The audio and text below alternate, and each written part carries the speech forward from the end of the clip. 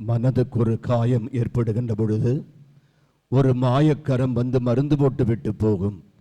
நான் கலங்கி அழும்போதெல்லாம் கண்ணுக்கு தெரியாத சுட்டு விரல் ஒன்று தொட்டு துடைக்கும். நீங்கள் மட்டும் ஆறுதல் சொல்வதாயிருந்தால் இந்த குடும்பமே அழுது கொண்டிருக்க சம்மதம். ஐ ரிக்வெஸ்ட் லில்லி, சாந்தி, ராணி இந்த பக்கம் வாங்க. இன்று என்னுடைய பிறந்த நாள். நேற்று அம்மா இறந்தார்கள்.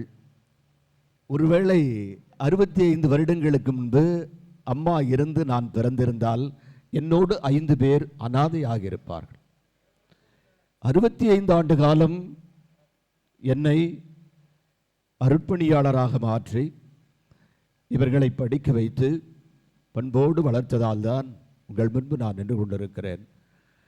யாருக்கு நன்றி சொல்வது என்று தெரியாமல் நின்று கொண்டிருக்கிறேன். பேரெடுத்த தந்தை சகாயராஜ் அவரிடம் நான் சொன்னேன், எங்கே இதுவரை நான் உடையாமல் இருக்கிறேன், உடைந்து போவேனோ என்று பயம் இருக்கிறது. பரவாயில்லை, நீங்கள் உடைந்து போகலாம் என்று குறிப்பிட்டார். உங்கள் முன்பு நான் நின்று கொண்டிருக்கிறேன். தொலைபேசியில் பேராயர் அவர்களை நான் அழைத்த பொழுது, அம்மா உங்களுக்காக உங்கள் பிறந்த நாளில் ஜெபிப்பார்கள் என்று அருட்தந்தை ஜெர்மானஸ் அவர்களுக்கு குறிப்பிட்டு என்னிடம் பதிவிட்டார்கள்.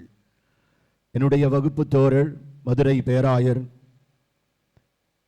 அந்தோனிசாமி சவரிமுத்து தொலைபேசியில் தொடர்பு கொண்டார்கள். ஒரே குறுஞ்செய்தி, என் மீது பெய்த்தன பேரன்பு கொண்ட என் அன்பு அண்ணனாக, அருட்பணியாளராக, இப்பொழுது ஆயராக இருக்கிற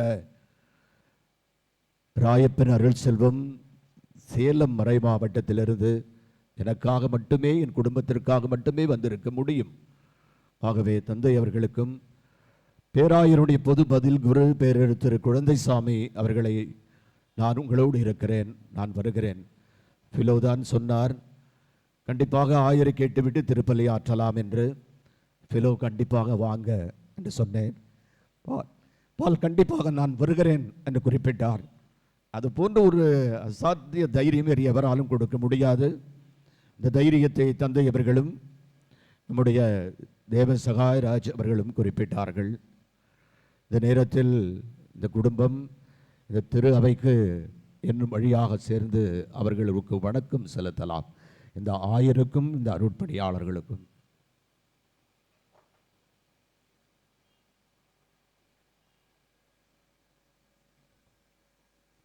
போலாம்.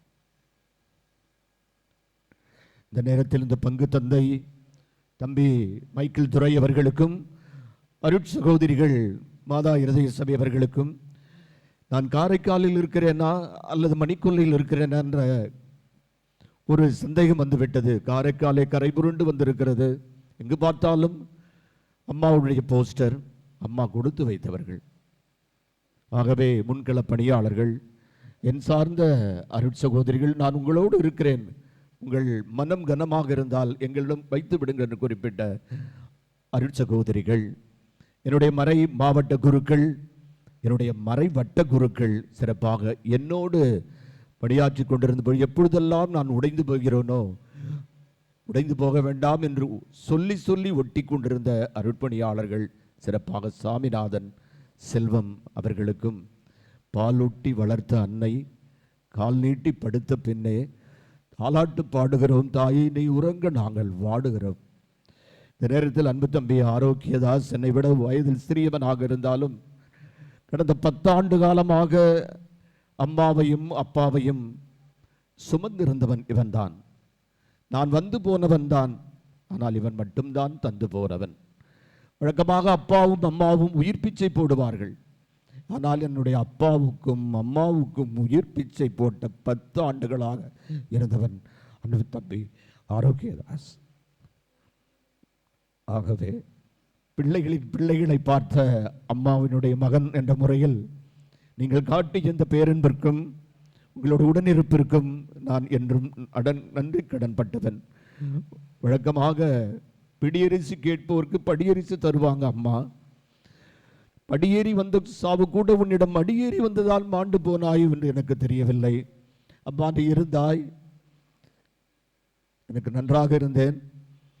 அப்பா இருந்த பொழுது ஒரு பெரிய கயிறு, உறவு கயிறு அறுந்து போனது. அம்மா போனது இருப்பார், எனக்கும் இந்த மணிக்குள்ள கிராமத்திற்கும் உறவு என்ற ஒன்றை இல்லாமல் போய்விட்டது என்ற ஒரு கவலை எனக்கு இருந்து கொண்டே இருக்கிறது.